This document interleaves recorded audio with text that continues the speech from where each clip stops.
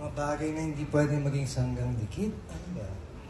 Pass po muna siguro. Hindi ko alam kung ano. Pero napaka-importante na magkadikit kayo palagi dahil dito po i-highlight din po yung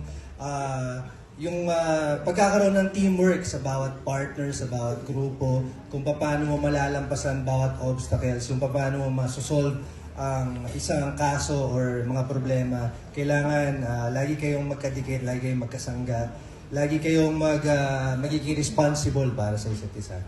Si Jem. On-cam and off-cam, kailangan sanggang dikit kami. No?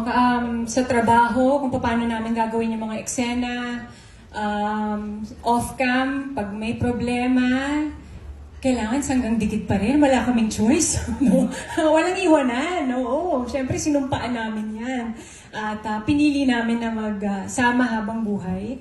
So, kahit saan kami dalhin ng buhay, kailangan sanggang dikit. Di ba? Gusto ko yung mga challenging na mga ganyan, mga roles. At bukod doon, bukod sa magandang concept, magandang kwento, si Direk L.A. ang director. Siyempre kasama ko yung asawa ko. Kaya mapapauo ka talaga. Maswerte po kami na nandito kami sa supervision ni Direk L.A. para i-choreograph lahat ng mga eksena namin dito. Maswerte kami dahil isa siya sa mga direktor na talaga makikita mo yung malasakit sa proyekto, yung pagmamahal, yung puso.